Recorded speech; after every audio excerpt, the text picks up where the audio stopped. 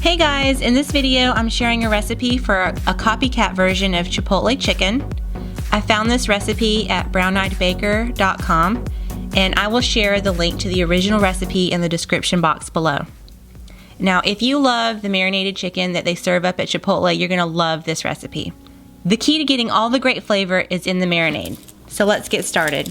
The recipe calls for 3 cloves of garlic. I'm just gonna get those peeled here and a little chop. I'm gonna toss it in my food processor. We also need 1/2 of a medium red onion. Now I'm gonna save the other half of this onion. I'm gonna slice it up thin. I'm gonna use it with some bell peppers for a copycat version of the fajita vegetable toppings that they make at Chipotle. So be on the lookout for that video as well. Okay, so let's get the rest of the ingredients for this marinade. The next thing we need is 2 tablespoons of adobo sauce, and you find this in a little can of chipotle peppers in adobo sauce. You can see in there, there's the peppers. So what I do is I kind of just like smush my spoon around in there so I can get that sauce out. Save the rest of this because I'm going to show you in another video how to season some black beans to go with your chipotle chicken. Okay, next thing we need is 2 tablespoons of olive oil. The recipe calls for adobo chili. I don't have adobo chili, so I'm just using regular chili powder.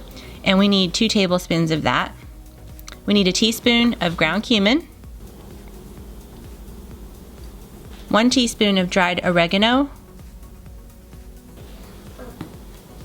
1 tablespoon of salt,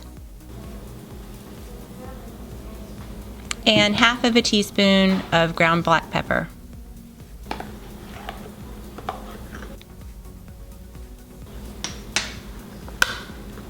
Okay, I'm just going to get the lid on, get everything a good little whirl, make sure everything's nice and combined.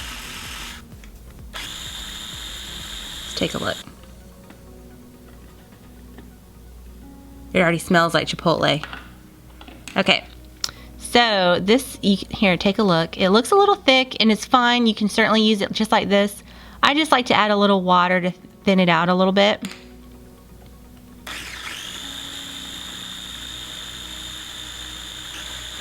Okay, so my chicken was frozen, so I thawed it out, and now I'm going to just trim up some of the excess fat and skin.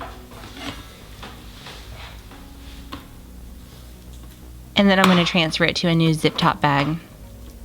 Before I do that, I'm also going to use the tip of my knife, but you can use a fork too. Just kind of poke holes all over the chicken thighs.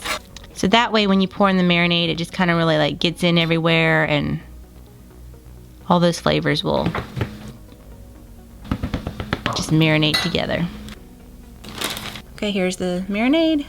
Now you're going to want to marinate it for at least an hour. You can do it overnight. I've done it both ways. It turns out great either way. Let me just close it up here and just like really use your hands to make sure everything's nice and coated.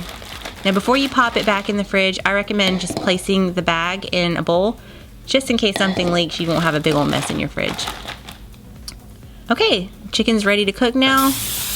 And you can use a cast iron skillet, really like however your favorite way is to cook chicken. The main thing is you just want to make sure that the chicken reaches an internal temperature of 165 degrees. And to do this, I just use a meat thermometer. Now after you let the chicken rest for a little while on a cutting board, you just want to make sure you do that so all the juices are reincorporated into the chicken. And just cut it up into whatever size you want. I mean, you can leave it as strips.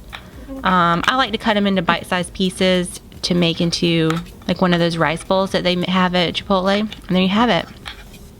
You can serve it in a bowl with rice and beans, or use it as taco meat, or you can just eat it on its own. Hope you enjoy. Thanks so much for watching. See you next time.